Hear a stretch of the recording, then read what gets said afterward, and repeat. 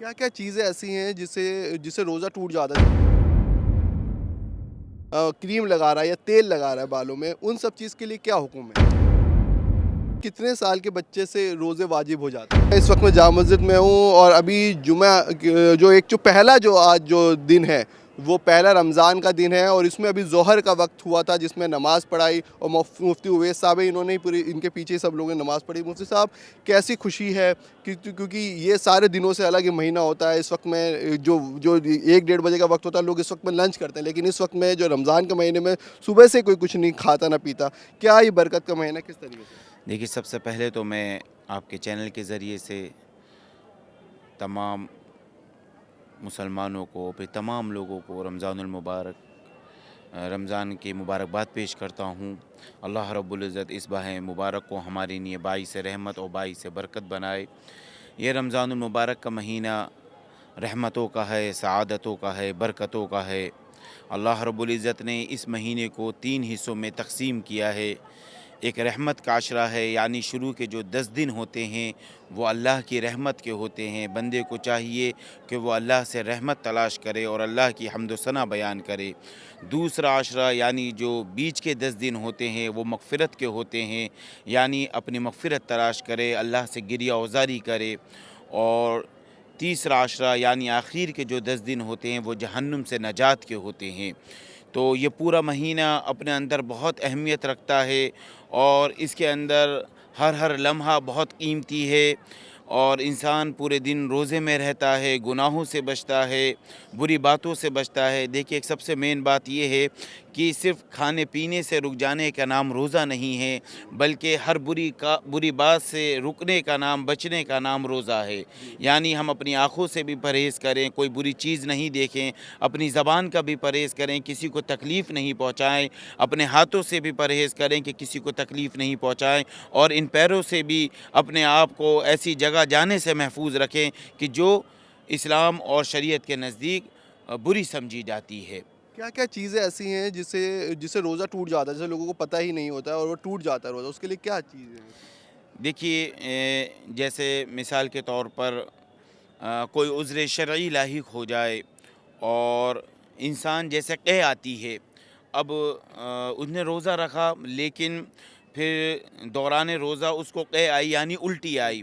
اگر الٹی آئے تو وہ اس کو باہر تھوک دے، اگر وہ اس کو دوبارہ اندر کر لے گا تو پھر روزہ ٹوٹ جائے گا۔ اس لیے جو چیز اندر سے باہر آ رہی ہے اس کو آنے دیں دوبارہ اندر، اگر آپ واپس کریں گے تو پھر آپ کا روزہ ٹوٹ جائے گا۔ نہیں، لیکن ہم نے دیکھا بہت سارے جو جوان ہیں جو پہلا روزہ ہے تو وہ ہر جگہ تھوکتے ہوئے بھی نظر آتے ہیں، بہت وہ سے سوچتے نوجوان ایسے ہوتے ہیں کہ جسے منہ میں لعاب بن رہا ہے تو وہ بار بار تھوکتے ہیں، تو وہ منہ کی چیز ہے، منہ میں ہی رہنے دیں، اس کو بار بار تھوکنے سے عادت نہیں بنائیں کہ ہمارا روزہ ٹوٹ جائے گا۔ جو لعاب ہے وہ اندر کا ہے، اندر ہی جاتا رہے گا، تو کوئی اس سے روزے میں کراہیت نہیں ہے۔ وہیں سب سے بڑی چیز ایک یہ بھی ہے، جیسے لیڈیز کی بات کریں مولانا صاحب، جیسے جو یا جینٹس بھی ہیں، جو کوئی اگر کریم لگا رہا ہے یا تیل لگا رہا ہے بالوں میں، ان سب چیز کے لیے کیا حکم ہے؟ دیکھیے، پرہیز تو یہی ہے، یا ایھا الذین آمنوا کتب علیکم الصیام کما کتب علی الذین من قبلکم لعلکم تتقون۔ اے ایمان والو، تمہارے اوپر روزے فرض کیے گئے ہیں جس طریقے سے تم سے پہلی امتوں کے اوپر فرض کیے گئے تھے، لعلکم تتقون، شاید کہ تم متقی اور پرہیزگار ہو جاؤ۔ پرہیزگار تو یہی ہے کہ نہ وہ کریم لگائے گا، نہ وہ کسی طریقے سے سنگار کرے گی، بلکہ اللہ کی حمد و ثنا بیان کریں گے۔ جہاں تک تیل لگانے کا سوال ہے تو بہتر یہی ہے کہ جب روزہ پورا ہو جائے، اپنے افطار کرنے کے بعد، تراویح پڑھنے کے بعد تیل لگا لے، صبح کو نہائے گا تو بال صاف ہو جائیں گے۔ تو ان سب چیزوں سے پرہیز کرے، جیسے تیل لگانا ہے یا زیادہ سنگار کرنا ہے، یا اس طریقے سے نہیں کرنا چاہیے۔ اور کن کن لوگوں پہ روزہ معاف ہے یہ؟ دیکھیے، روزہ معاف جو ہے وہ فمن کان منکم مریضا او علی سفر فعدۃ من ایام اخر۔ فقہاء کرام نے، مفتیان اعظام نے جو اس کا طریقہ بیان کیا ہے اور قرآن سے جو ثابت ہے وہ یہی ہے کہ جب تم سفر کی حالت میں ہو یا بیماری میں ہو تو پھر فعدۃ من ایام اخر، تو پھر اپنے ان روزوں کی قضا آئندہ دنوں میں پوری کریں گے۔ دیکھیے، یہ روزہ فرض ہے، اس کے रोज़े के बारे में आता है कि जो एक रोज़ा जानबूझकर छोड़ देता है रमज़ान का, तो अगर पूरी ज़िंदगी भी वो रोज़ा रखे, जानबूझकर जो रोज़ा छोड़ता है पूरी ज़िंदगी भी रोज़ा रखे तो एक रोज़े का कफ़ारा नहीं हो सकता।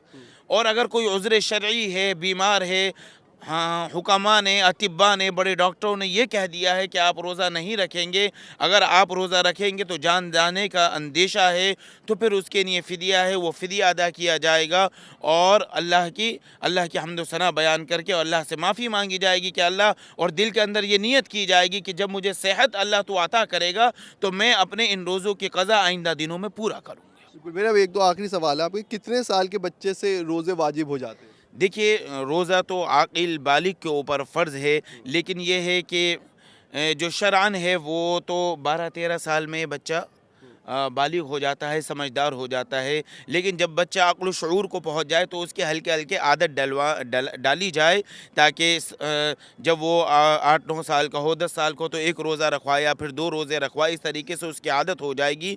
लेकिन जो शरीयत के अहकाम लागू होते हैं वो जब बच्चा आक़िल और बालिग हो जाता है और समझदार हो जाता है, उसके बाद ही उसके ऊपर रोज़ा और नमाज फ़र्ज़ होती है। चलिए, आखिरी बस ये कि क्या आप पूरे देशवासी, क्योंकि इस वक्त में आपको देख रहे हैं, रोज़े की क्या जामा मस्जिद की तरफ से आप क्या एक हिदायत देना चाहते हैं, क्या एक बात कहना? देखिए, बस आपके चैनल के ज़रिए से यही मैसेज देना है कि ये बहुत मुबारक महीना है, मोहब्बत का महीना है, इत्तेहाद और इत्तेफाक का महीना है, इबादत का महीना है, गिरियावज़ारी का महीना है। मैं तमाम मुसलमानों से और तमाम अपने देशवासियों से यही दरख्वास्त करता हूँ कि मोहब्बत के साथ रहें, इत्तेहाद के साथ रहें, इत्तेफाक के साथ रहें और हमारी खुशियों में शामिल रहें और सब मिलकर इस माह मुबारक को पूरे हिंदुस्तान में और पूरे आलम में पेश करें। और इंशाअल्लाह मोहब्बत के साथ फिर ईद के दिन भी आएंगे, वो भी हम मनाएंगे इंशाअल्लाह। और सब मिल के जो जिस तरीके से ये हिंदुस्तान एक गुलदस्ता है, उसको गुलदस्ते की शक्ल में रहने दें और इंशाअल्लाह मोहब्बत के साथ रहें। बिल्कुल, बहुत बहुत शुक्रिया। तो ये मेरे साथ है वो मुफ्ती उवैस साहब, जिन्होंने साफ तौर पे आपके सामने एक मोहब्बत की बात बताई कि रमज़ान का महीना पाकीज़ा महीना है और इसमें हर एक इंसान को खुशी के साथ रहना चाहिए और गुनाहों से दूर रहना चाहिए। कैमरा पर्सन ज़ेवियर के साथ मैं अली अब्बास नकवी, NDTV के लिए।